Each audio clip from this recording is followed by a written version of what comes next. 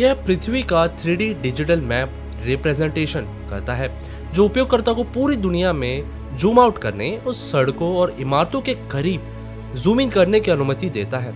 यह आपको अपने सोफे पर बैठकर ताजमहल देखने देता है, फिर अगले मिनट दुबई में बुर्ज खलीफा का चक्कर लगाने भी देता है।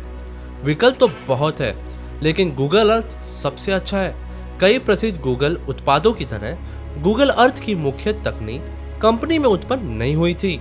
इंट्रिंसिक ग्राफिक ने इसे 1990 के दशक में विकसित किया था, लेकिन इंट्रिंसिक मुख्य रूप से गेमिंग पर केंद्रित था और कंपनी ने मैप प्रोजेक्ट्स को आगे बढ़ाने के लिए कीहोल नामक एक सहायक कंपनी बनाई थी।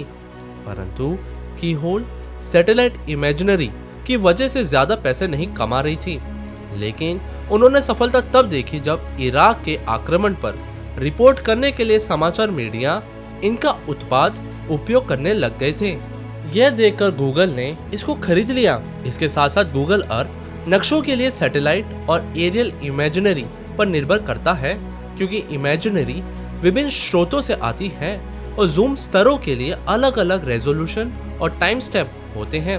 सैटेलाइट प्रतिदिन सीमित संख्या में परिक्रमा कर सकते हैं और विभिन्न एजेंसियों और कंपनियों से उनके सर्विस की भारी मांग को देखते हुए कुछ क्षेत्रों को वरीयता दी जाती है और सड़क के स्तर पर क्रिस्प इमेजेस होती हैं, जबकि अन्य पिक्सेलेटेड होती हैं। जैसे ही आप सतह के करीब जूम इन करते हैं, गूगल एरियल फोटोग्राफी से इमेजिनरी का उपयोग करना शुरू कर देता है। इन छवियों को कई कैमरों से विशेष विमानों का उपयोग करके एकत्रित किया जाता है।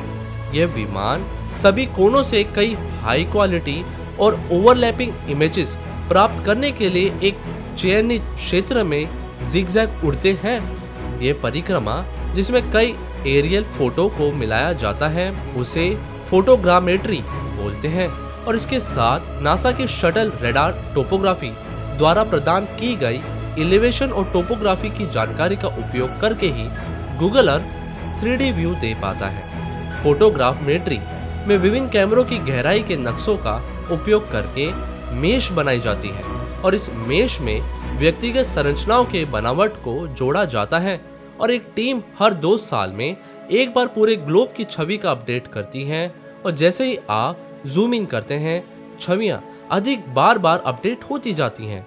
कुछ शहरों के लिए गूगल छवियों को वर्ष में कई बार अपडेट करता है। गूगल अर्थ की प्रमुख तकनीक इमेजिनरी या इसके संयोजन की परिक्रमा नहीं है। इसके बजाय यह हमारे उपकरणों को जल्दी और कुशलता से वितरित करने वाली तकनीक है।